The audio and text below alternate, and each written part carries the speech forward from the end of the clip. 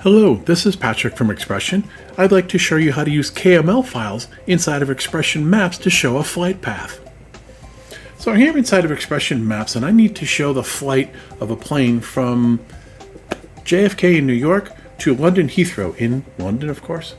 I could just choose a line tool if I wanted to, and I could just roughly sketch out what I think that flight would be. And for a lot of use cases, this might be fine, but it's probably not the best thing to do here. So I'm going to go ahead and I'm going to delete that, and I'm going to go to a different route here. I'm going to go to a website that I have a subscription to, and it's free. It's flightaware.com. And on flightaware.com, on the toolbar, there's a tool here for flight tracking. If I click on that, I'm going to go under Search Flights, and I'm going to choose Flight Finder. And I'm looking for a flight from JFK, so I'm going to type in JFK, and I'm going to be going to London Heathrow on this flight, so LHR. So I'm going to choose that in the list. I'm going to hit the search button. Once I do, it's going to show me results of all the different flights that have traveled between that airport today, tomorrow, and flights that have gone yesterday. And you can see they're showing you whether they're scheduled, whether they're complete, whether they've arrived. I'm going to go ahead and scroll down here. I'm looking, as I said, I'm looking for one from Delta. It's Delta Airlines Flight 3. Here it is. So here's Delta Airlines Flight 3. It tells me about the plane, that it arrived. It tells me the time it left and arrived. I'm going to click on the hyperlink for the Delta Airlines flight. And you can see it gives me a lot of information. There's an example of what that flight path looked like. And over on the right, you're going to see under Flight Details, there's a hyperlink for something called View Track Log. So I'm going to click on that. That's going to open up a page. It's going to show me all the different things that the flight crew has done to get that there. This is just different points in latitude and speed and everything else that goes with it. And you can see there's a table here showing you that characteristics as well. But the important part is there's a button up here labeled Google Earth. If I click on it, this will open up a dialog box that will let me save that file. And you can see it's called FlightAware, and it's going to give me the flight name by their tri-codes. It's telling me the location of the airport for origin and destination and the date. So I'm going to click Save.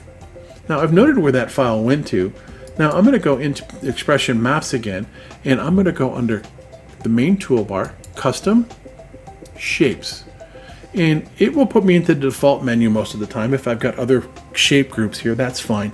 I'm going to go ahead and click on the three dot button here to open up and create a new group. So I'm going to add a new group, and I'm going to call that new group Flight Paths, because I might do more than just this one. Once I put that group name in there, I'm going to click Done, and that should close that dialog box. The next thing for me to do is to import the file that I've clicked. So on the bottom here, there's a button labeled Import. I'm going to click on that, and that opens up the Shape Import dialog box. I'm going to open up the new dialog box. There's the file that I've captured. I'm going to click Open, and you can see that it's here. If I click on the file's name, it gives me the components there, and what you'll really notice here, there is the airport of origin, there's the airport where it landed, and then there's the flight. All three of those are in here, and they could be named anything. You can see there's a lot of metadata in here. Only one of them has beginning and ending paths or anything else. The rest of these are just going to be dots. Well, I'm going to tell the system I want to be able to identify these quickly, so I'm going to choose from the name column, name, and you'll see what that means in just a second. I'm going to click on the first one. I'm going to hold down the Shift key and click on the bottom one, so they're all three highlighted by doing a Shift click.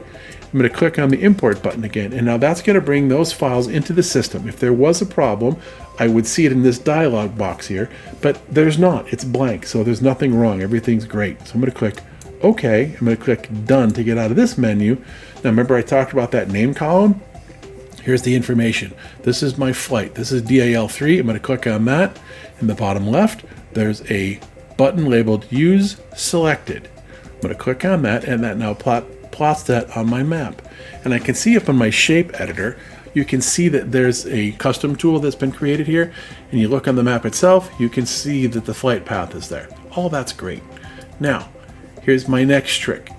I'm going to go ahead and grab my line tool, and I have auto trace turned on. And you may have done this before. This is kind of fun. If I take my line tool and I drag it out here and I put it on the map and then I let go while I'm on top of that line, it now draws that line of information for me. So I now have that information here. And as I click on it, you'll notice that it's there. What I want you to notice is I can go to the drawing editor and I have the ability to change the progress. And the value of 100% means it's complete. If I take it to 0, that means that it's not complete. It's empty, hasn't started yet. So I can run that back and forth.